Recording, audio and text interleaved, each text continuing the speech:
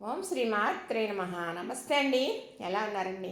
అంతా బాగున్నారా? నేను కూడా బాగున్నానండి. ఈరోజు బుధవారం చక్కగా నిత్య దీపారాధన అయిందండి. మరి వినాయకుడి దీపం కొండెక్కింది, కానీ నిత్య దీపం ఇంకా ఉంది. అలానే మామిడి పళ్ళు మరి అన్నయ్య అబ్బాయి తెచ్చాడండి. అన్నయ్య కొడుకు. అన్నయ్య సంవత్సరం తెచ్చేవాడు. అన్నయ్య లేడు. ఆ లోటు నాకు లేదు.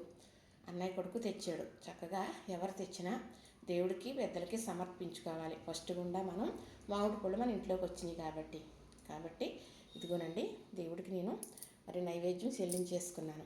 అలాగే పెద్దలకు పెట్టుకున్నానండి. ఇదిగో మా అత్తయ్య గారికి మావయ్య గారికి పెట్టుకున్నాను. బొట్టు పెట్టానండి. అత్తయ్య గారిని పిలుచుకొని, అత్తయ్య గారు ముత్తైదువు. ముందు అత్తయ్య గారు వెళ్ళిపోయారు, తర్వాత మావయ్య గారు వెళ్ళిపోయారు. అయితే పెట్టేటప్పుడు మనం ఇద్దరికీ పెడతాం కదా, అందుకే వారిద్దరికీ పెట్టి దండం పెట్టుకున్నాను. తర్వాత మా బావగారికి, మా తోటికోడలకి, పెద్ద బావగారు ఆయన మాకన్నా పెద్ద ఆయన, తోటికోడలు మరి బావగారు ముందు వెళ్ళిపోయారు, తర్వాత అక్క వెళ్ళింది కాబట్టి మామూలుగా పెట్టి దండం పెట్టుకుంటాం.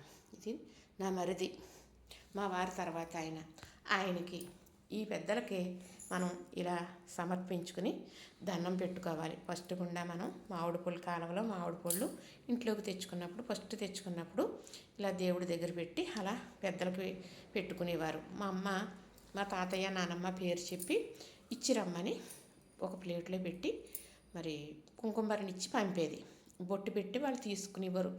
ఆనందంగా తీసుకుని తినేవారు అన్నమాట. అంటే తాతయ్య వయసు అంటే 5-6 సంవత్సరాలు అటు ఇటు ఉంటాయి, కానీ వాళ్ళు కూడా తాతయ్య, నానమ్మ అలాగా కుటుంబంతో ఉంటారు చూసారా, అలాంటి వాళ్ళకి ఇమ్మని తాతయ్యకి, నానమ్మ కూడా తాతయ్య ముందు వెళ్ళిపోయారు, తర్వాత నానమ్మ వెళ్ళింది కాబట్టి తాతయ్యని బొట్టు పెట్టి తీసుకోమని ఇచ్చి ఇమ్మనివ్వరు. ఆవిడకి బొట్టు పెట్టక్కర్లేదు. ఎలా వెళ్ళిపోయారో అలాంటి వాళ్ళకి, అలా ఉన్న వారికి పెడతారన్నమాట అండి పేరు చెప్పి. అంటే ఈ పేరు చెప్పి పెట్టే ప్రక్రియ ఎలాగంటే, మనం బ్రతుకుండగా అమ్మ నాన్న అని ప్రేమగా ఉండి వారిని బాధ పెట్టకుండా చూసుకుని, వారిని చింతపరచకుండా చూసుకుని ఉన్నారే అనుకోండి, అలా ఐకమత్యంగా ఉన్న తర్వాత చనిపోయారు అనుకోండి అమ్మ నాన్న, అప్పుడు వాళ్ళు చచ్చిపోయిన తర్వాత భోజనాలు పెట్టినా, ఇలా పేరు చెప్పి పెట్టినా వాళ్ళు సంతోషిస్తారు. చనిపోయిన ఆత్మ.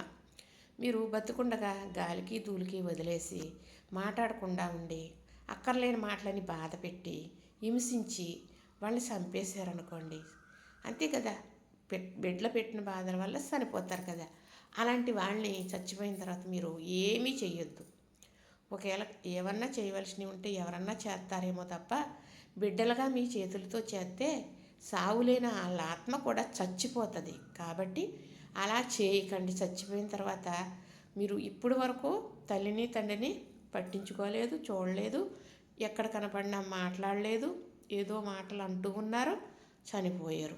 ఇప్పుడు ఎందుకండి మీరు ఏటలేయటం, ఊరంతా పిలవడం, భోజనాలు పెట్టడం, పెద్ద బడాయిగా చేయడం అవసరమా? అప్పుడు ఆ ఆత్మ బోరుమని ఏడుస్తుంది. నన్ను బ్రతుకుండగా ఇలా చేశారు కదరా, ఇప్పుడు ఎందుకురా ఇవన్నీ అని. సావులేని ఆత్మ చచ్చిపోతుందండి. ఇదే పదే చెబుతున్నాను నేను. దీనికి ఎవరన్నా ఏమనుకుంటున్నారో చెబుతారని కూడా ఎదురు చూస్తున్నాను. నా వీడియోలు అంతంత మాత్రమే అయినా ఏమీ పర్వాలేదు, ఉన్న వాస్తవం మాట్లాడి చెబుతున్నాను. తల్లిదండ్రుల్ని బ్రతుకుండగా బాగా చూసుకుని ఉన్నవాళ్ళు మాత్రమే ఇలాంటి పనులు చేయండి. వారిని పేరుని తలుసుకుని చక్కగా దండం పెట్టుకుని అది మీరు ప్రసాదంగా తింటే వారిని మీరు మర్చిపోనట్టు. మనకింత జీవితాన్ని ఇచ్చారు, మనల్ని ఇంతవరకు ఇలా నడిపించారు, వాళ్ళ వల్ల మనం ఇలా ఉన్నామంటే వారే కదా. వారు మన మధ్యన లేకపోయినా వారిని ఉన్నట్టుగా భావించుకోవాలని ఆ భగవంతుడిని తలుసుకుని, మరి అంతకన్నా ఎక్కువగా మన పెద్దలను కొలుసుకుని ఇలా పేరు చెప్పి పెట్టుకోవాలి. బ్రతుకుండగా మనం ఏం చేసామో అదే మనం వాళ్ళ లేనప్పుడు చేయాలి. అర్థమైందా? చూడలేదు కదా మీరు, బతుకుండగా పట్టించుకోలేదు కదా, అంత చనిపోయాక ఎందుకు ఇదంతా ఆడంబరాలు అవసరమా? ఆళ్ళ బతుకుండగా పట్టడం ముద్ద ఆళ్ళకు పెట్టినప్పుడు ఆళ్ళ పేరు చెప్పి ఊరంతా పెట్టడం ఎందుకండి? అవసరం లేదు. అలా చేస్తే చచ్చిపోయిన వాళ్ళు కూడా చచ్చిపోతారండి. మళ్ళా సావులేని ఆత్మ కూడా చచ్చిపోతుందండి. అలాంటి పని చేయకండి. మీకు పాపం కూడా వస్తుంది. మీ కుటుంబానికి మంచిది కాదు అలా చేస్తే. ఇలా చేస్తే మంచిది. ఉండగా ప్రేమగా చూసుకుని వారిని బాధ పెట్టకుండా మీరు పంచపక్ష పరమాన్నాలు పెట్టండి మీ తల్లిదండ్రులకి నేను చెప్పను సుమండి. చారన్నం పెట్టినా మీరు ప్రేమగా మాట్లాడితే రోజు వేసుకునే ట్యాబ్లెట్ కూడా మానేస్తారండి మీ ప్రేమైన మాట కోసం. అప్పుడు చచ్చిపోయారనుకోండి, ఇలా చేయండి. పేరు చెప్పి పెట్టండి, ఊరంతా పిలండి, భోజనాలు పెట్టండి. అప్పుడు వాళ్ళు సంతోషిస్తారు, మీ కుటుంబం బాగుంటుంది. మీరు బతుకుండగా వదిలేసి చచ్చిపోయాక ఇలాంటివి చేస్తే చేసిన మీకు కాదండి, చెప్పే మాలాంటి వాళ్ళకి కూడా పాపం వస్తుంది. ఇది నిజంగా వాస్తవం. తెలుసుకుంటే సరే, లేదంటే లేదు. ఉన్న మాటలే చెబుతున్నాను. నా వీడియోలు వైరల్ అవ్వకపోయినా పర్వాలేదు. మీకు నచ్చితే చూడండి, నచ్చకపోతే మానేసేయండి.